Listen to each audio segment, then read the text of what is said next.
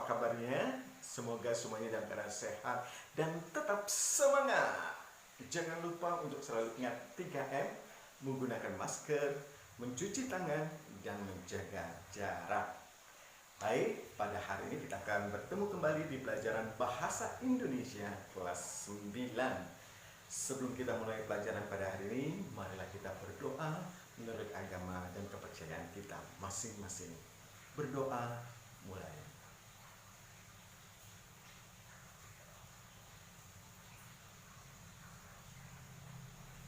Oh, amin.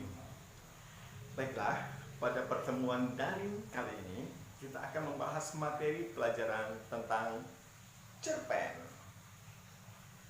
Tujuan pembelajaran, siswa mampu 1. Mengetahui pengertian tentang teks cerpen. Kedua, menjelaskan tentang struktur teks cerpen. Baiklah, kita akan mulai tentang pengertian cerpen. Ada yang tahu cerpen itu singkatan dari apa? Iya, bagus sekali. Cerpen adalah singkatan dari cerita pendek. Pengertian cerpen adalah cerita yang berupa naratif fiktif. Naratif maksudnya adalah ceritanya berbentuk narasi. Sedangkan fiktif adalah kisah yang tidak nyata atau khayalan. Mengapa disebut cerpen? Karena ceritanya itu pendek dan kurang dari 10.000 kata saja. Bagaimana anak-anak? Sudah paham kan pengertian tentang cerpen? Iya, baiklah, kalau sudah paham, kita akan melanjutkan tentang struktur cerpen. Struktur cerpen ada 6. Yang pertama, abstrak. Kedua, orientasi. Ketiga, komplikasi. Keempat, evaluasi. Kelima, resolusi. Dan yang keenam, koda. Dari keenam struktur cerpen, ada 2 struktur yang sifatnya opsional. Jadi boleh ada, boleh juga tidak. Yaitu struktur yang pertama abstrak dan yang terakhir struktur koda. Mari kita bahas struktur cerpen satu persatu. Yang pertama, abstrak. Abstrak sifatnya opsional. Boleh ada, boleh tidak. Abstrak artinya pengantar cerita yang disampaikan pengarang. Jadi merupakan gambaran dari cerita tersebut yang disampaikan pengarang tentang cerita yang dibuatnya. Mari kita simak contoh dari abstrak. Sudah sebulan sejak menguburkan istrinya sendiri, Mbah Tejo menghilang. Kemana perginya lelaki itu? Renta yang sudah menghabiskan waktunya berpuluh-puluh tahun jadi tukang kubur di kampung busur itu. Banyak yang menduga Mbah Tejo amat kehilangan. Mengabdi sebagai tukang kubur, selalu menyaksikan orang-orang yang kehilangan, tak lantas membuat Mbah Tejo kuat ditinggal sang istri bulan lalu, Mbah Marti. Nah, inilah contoh abstrak. Abstrak itu gambar umum tentang cerita tersebut. Dari cerita ini tergambar Mbah Tejo yang sangat merasa kehilangan ditinggal Mbah Marti.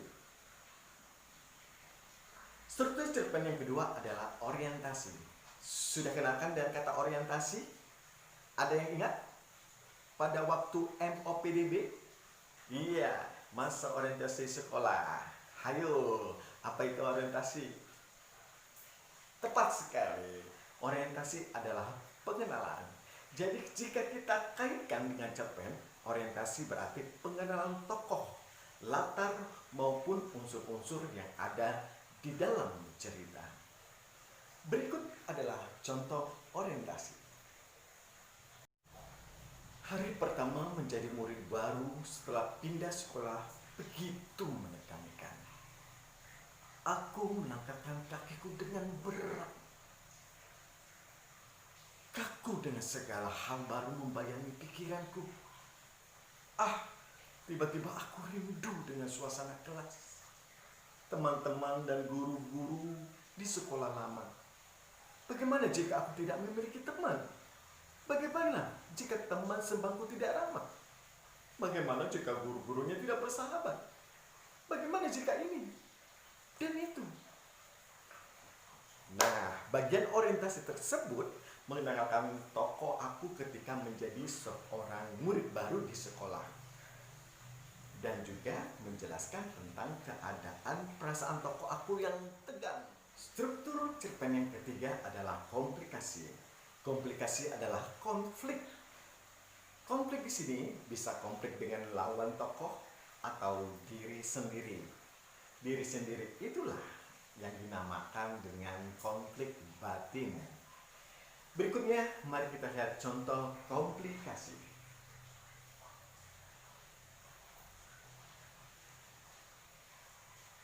Loh, kenapa menangis? Tanya Eyang Putri cemas. Beliau meletakkan obat dan segelas air putih di meja. Dia diam, tidak menjawab.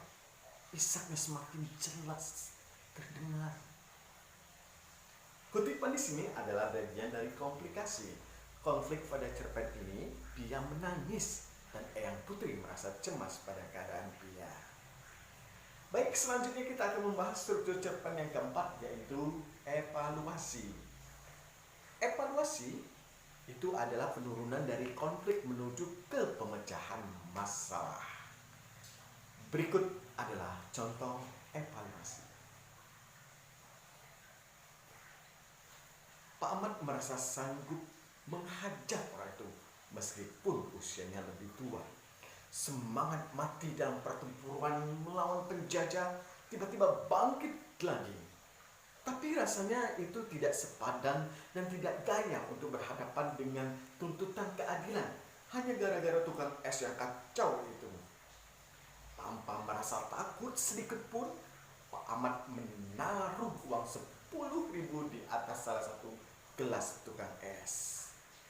Lalu dengan perasaan hancur lebur, ia berbalik dan pergi, siap menghajar kalau tukang es itu mencoba menyerangnya. Tetapi tidak. Di sini adalah contoh evaluasi. Evaluasi itu konflik yang dimulai dari pemecahan masalah yang diarahkan. Struktur cerita pendek yang kelima yaitu resolusi. Resolusi adalah solusi. Solusi artinya pemecahan masalah. Jadi resolusi merupakan pemecahan dari konflik. Komplikasi dan evaluasi penurunan dan adanya pemecahan masalah. Berikutnya, mari kita lihat contoh resolusi. Dulu, kalau Eyang kecewa terhadap seseorang, Eyang menulis semua hal tentang orang tersebut. Semua kenangan yang manis ataupun tidak menyenangkan. Biasanya begitu selesai menulis, hati Eyang lega. Pikiran pun menjadi jernih, sehingga Eyang bisa menilai orang itu dengan tepat. Dia mau mencoba cara ini, tulislah kenang-kenangan tentang Bunda. Mudah-mudahan dia akan menemukan jawaban. Eyang ke dapur dulu ya. Nah, itulah contoh resolusi. Sekarang kita menuju ke struktur cerpen yang keenam, yaitu koda. Koda sama dengan abstrak, sifatnya opsional. Boleh ada, boleh tidak. Koda artinya pesan yang ingin disampaikan oleh pengarang. Nah, anak-anak, bagaimana? Hari ini kita sudah belajar tentang pengertian dan struktur cerpen. Bisa dipahami bukan? Menyenangkan? Iya. Sebelum mengakhiri pelajaran hari ini, kita simpulkan bersama dulu pelajaran tentang materi cerpen ini. Yang pertama, pengertian cerpen. Cerpen adalah cerita yang berbentuk naratif fiktif. Yang kedua, struktur cerpen. Masih ingat ada berapa struktur? Benar, ada 6 struktur, yaitu abstrak, orientasi, komplikasi, evaluasi, resolusi, dan koda. Nah, sampai di sini dahulu pelajaran kita pada hari ini. Sekian dari Bapak. Kita bertemu kembali pada materi pelajaran berikutnya. Dan untuk tugas di rumah, Bapak tugaskan membuat sebuah cerpen, ya, temanya tentang guruku. Selamat Hari Guru Nasional untuk seluruh guru Republik Indonesia. Terima kasih. kasih semuanya. Sampai berjumpa lagi. Semoga tetap sehat dan jangan lupa 3M tadi. Dan selalu semangat. Wassalamualaikum warahmatullahi wabarakatuh.